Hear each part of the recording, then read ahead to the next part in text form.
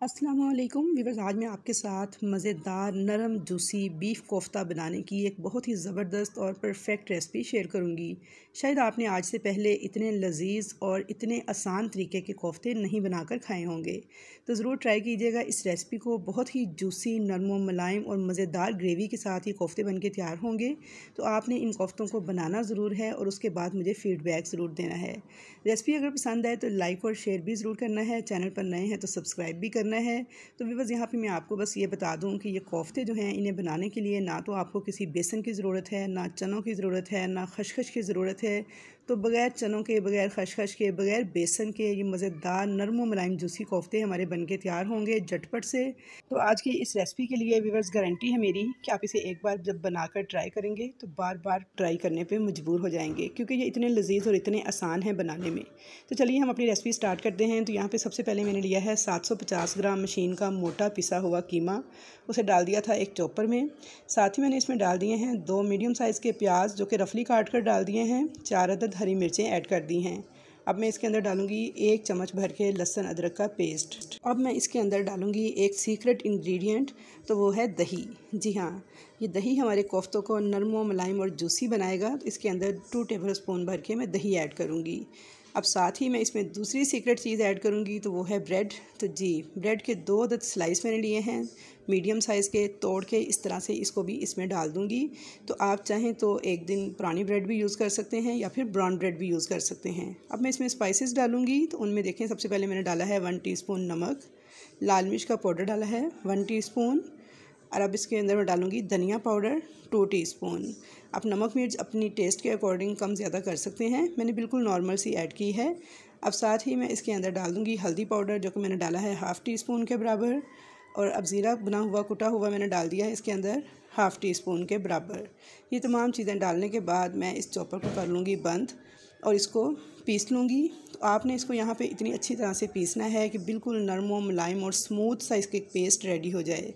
तो व्यूअर्स, यहाँ पे चॉपर को देखिए, मैंने चलाते हुए मुसलसल इतना बारीक सा स्मूथ सा इसका जो पेस्ट था वो रेडी कर लिया है। ये मैं आपको दिखाती हूँ। अब मैं इसको निकाल लूँगी एक परात के अंदर। यहाँ पे देखिए, मैंने इसको पीसने के बाद अच्छी तरह से एक परात में निकाल लिया है। और अब इसके अंदर मैं डालूँगी 1 अदद अंडा और अच्छी तरह से इस अंडे के साथ इसको मिक्स कर लूँगी। और अगर आपको अंडा पसंद नहीं है तो आप इसमें अंडा ऐड मत कीजिएगा, डायरेक्ट इसके कोफ्ते बना लीजिएगा, फिर भी बहुत मज़ेदार बनेंगे। तो व्यूअर्स, इतने मज़ेदार, इतने नरम व मुलायम जूसी ये कोफ्ते बन के तैयार होंगे और बिल्कुल भी आपको ना तो कोई ब्रेड का टेस्ट आएगा, ना कोई अंडे का टेस्ट आएगा और ना दही का। कोई भी पहचान नहीं पाएगा कि आपने किस चीज़ से ये कोफ्ते तैयार किए हैं। बस ये बहुत ही नरम व मुलायम, जूसी और मज़ेदार बन के तैयार होंगे और जो भी खाएगा आपकी तारीफ़ें करता रह जाएगा और उंगलियां चाटता रह जाएगा। तो यहाँ पे देखिए, अब मैंने हाथ में प्रेस करते हुए इसके कोफ्ते तैयार कर लिए हैं, जो कि मैंने बड़े साइज़ के तैयार किए हैं। आप चाहें तो मीडियम साइज़ के भी तैयार कर सकते हैं। अब मैंने एक कढ़ाई के अंदर ऑयल लिया है, तकरीबन पौना कप। इसे गर्म किया है और इन कोफ्तों को मैं 4-4, 5-5 करके हल्का हल्का फ्राई करती जाऊँगी। तो यहाँ पे आपको बहुत ज़्यादा ऑयल की ज़रूरत नहीं है इनको डीप फ्राई करने के लिए। तो बस इस तरह आपने लाइट लाइट सा इनको फ्राई कर लेना है, साइड को चेंज करते हुए। और जैसे ही इन पे प्यारा सा लाइट सा गोल्डन कलर आ जाए तो इनको निकाल लेना है। बहुत ज़्यादा आपने कोफ्तों को फ्राई नहीं करना। तो यहाँ पे साथ ही मैं आपको ये भी बताना चाहूँगी कि आपने इन कोफ्तों को बनाते वक्त अच्छी तरह हाथ में दबा कर तैयार करना है। तो ये देखिए जी, सारे कोफ्ते जो हैं इनको मैंने इसी तरीके से फ्राई कर लिया था 4-4, 5-5 करके, और इनको मैंने एक प्लेट में निकाल लिया है। अब इसी ऑयल के अंदर मैं डाल दूँगी एक मीडियम साइज़ का प्याज, इस तरह से रफली काट कर। तो इसी तरह से आपने मोटा मोटा काट कर ही ऐड कर देना है। अच्छी तरह से इस प्याज को मैं मिक्स कर लूँगी। और अब मैं इसके अंदर डाल दूँगी लहसुन अदरक का पेस्ट 1 टेबल स्पून भर के। इतना इसको फ्राई करना है कि लहसुन अदरक की जो कच्ची स्मेल है वो ख़त्म हो जाए और प्याज थोड़ा सा सोटे हो जाए। और इसके साथ ही मैंने इसके अंदर 2 अदद बड़े साइज़ के टमाटर थे जो मोटे मोटे काट कर, और 3 हरी मिर्चें भी डाल दी हैं। अब इसे मैं फ्राई करती जाऊंगी यहाँ तक कि जो टमाटर है ना हमारे, वो सॉफ्ट हो जाएंगे, लहसुन अदरक की स्मेल भी ख़त्म हो जाएगी और वो अच्छे से फ्राई भी हो जाएगा। तो इन तमाम चीज़ों को बस आपने इस तरह से मुसलसल चम्मच चलाते हुए मीडियम फ्लेम पे फ्राई करते जाना है और पकाते जाना है यहाँ तक कि टमाटर बिल्कुल सॉफ्ट हो जाएँ। तो यहाँ पे देखिए जी, टमाटर हमारे बिल्कुल सॉफ्ट से हो गए हैं। बाकी सारा मसाला भी बिल्कुल भुन चुका है अच्छे तरीके से। तो अब हम क्या करेंगे, फ्लेम को ऑफ़ कर देंगे और एक चम्मच की मदद से इस तरीके से इस सारे मटेरियल को एक प्लेट में निकाल लेंगे, ऑयल को निचोड़ते हुए। यानी आपने घी को नहीं डालना, सिर्फ इसके अंदर से ये प्याज, लहसुन, अदरक और जो टमाटर वगैरह हैं इनको इस तरीके से निकाल लेना है। तो यहाँ पे देखिए मैंने सारा मसाला एक प्लेट में निकाल लिया था। इसको अच्छे से ठंडा कर लेना है और एक मिक्सी जार में डालकर इसका मैं पेस्ट रेडी कर लूँगी, बिल्कुल स्मूथ सा। अगर आपके पास इस तरह का मिक्सी जार ना हो तो आप इसे ब्लेंडर जूसर जग के में थोड़ा सा पानी डाल के ब्लेंड करके भी ये पूरा पेस्ट रेडी कर सकते हैं। तो यहाँ पे देखिए जी एक स्मूथ सा पेस्ट हमारा रेडी है, जो कि हमारी ग्रेवी को एक स्मूथ सी लुक देगा। कोई लहसुन अदरक प्याज टमाटर आपको तैरता हुआ नज़र नहीं आएगा और इरिटेट नहीं करेगा। इस पेस्ट को मैंने दोबारा से उसी ऑयल में डाल दिया है जिसमें से निकाला था। फ्लेम को ऑन कर दिया है। अब मुसलसल चम्मच चलाते हुए मैं इसे पकाऊंगी 1 मिनट तक। और अब साथ ही मैं इसके अंदर ऐड कर दूंगी कुछ साबुत गरम मसाले। तो उन साबुत गरम मसालों में सबसे पहले देखिए मैंने ज़ीरा लिया है 1 टीस्पून, 2 बड़ी इलायची, 2 छोटी इलायची, 5 से 7 लौंग हैं, 10 से 12 काली मिर्चें और 1 दालचीनी की स्टिक थी। इनको भी मैं इसके साथ ही भून लूँगी ताकि ये भी अच्छे से मसाले के साथ ही फ्राई हो जाएं। तो यहाँ पे देखिए जी 1 मिनट तक मैंने इनको अच्छे से मसाले के साथ फ्राई कर लिया था। साबुत मसालों को थोड़ा सा मैंने खंगाल के मिक्सी के जार में जो पानी था वो इसमें डाल दिया था। मिक्स कर लूँगी इसको और इसमें थोड़ा सा पकने दूँगी।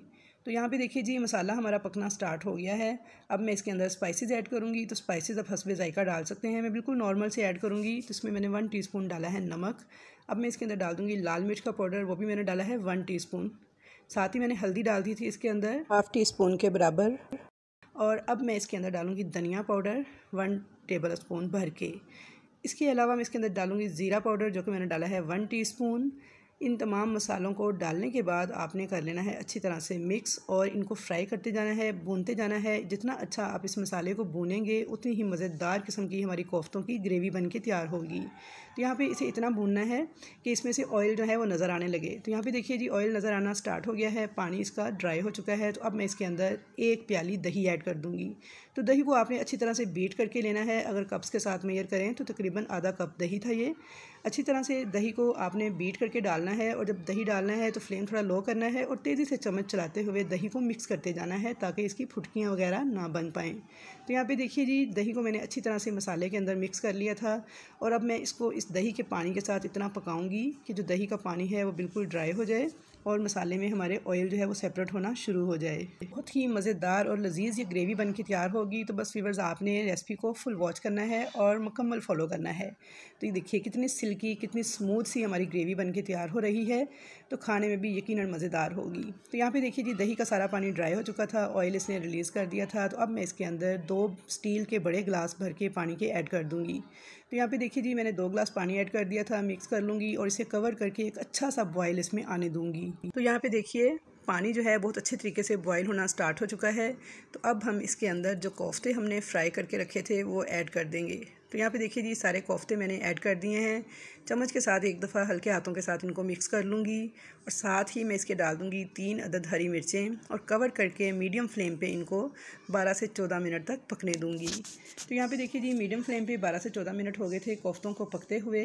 तो अब मैं इसके अंदर डाल दूँगी हरा धनिया और साथ में गरम मसाला पाउडर 1 टीस्पून के बराबर और इसको मैं कवर करके 5 से 7 मिनट तक बिल्कुल हल्की आंच पे दम लगा दूँगी। उससे क्या होगा कि इसका ऑयल जो है वो ऊपर आ जाएगा और बहुत ही ज़बरदस्त किस्म की लुक आएगी हमारे कोफ्तों की। तो यहाँ पे देखिए 5 से 7 मिनट दम लगाने के बाद मैंने इनको खोल लिया है। तो ये देखिए माशाल्लाह से दिखने में कितने लजीज लग रहे हैं, ना तो टूटे हैं ना बिखरे हैं और ना ही ग्रेवी में कोई लहसुन अदरक आपको तैरता हुआ नज़र आएगा। बेहद मज़ेदार और लजीज कोफ्ते बहुत ही आसान तरीके से बनाकर मैंने तैयार किए हैं। तो अब इनको डिश आउट कर लेते हैं। तो ये देखिए मैं आपको तोड़ के भी दिखा देती हूँ कि ये कितने जूसी कितने नरम और बिल्कुल मक्खन की तरह मुलायम बन के तैयार हुए हैं। तो आई होप व्यूअर्स कि आपको मेरी ये रेसिपी ज़रूर पसंद आएगी। रेसिपी पसंद आए तो वीडियो को लाइक शेयर ज़रूर कीजिएगा। चैनल पर नए हैं तो सब्सक्राइब कीजिएगा। तो इंशाल्लाह ताला मुलाकात होगी आपके साथ ऐसी ही अच्छी मज़ेदार रेसिपीज़ के साथ। तब तक के लिए मुझे दीजिए इजाज़त। अल्लाह हाफिज़।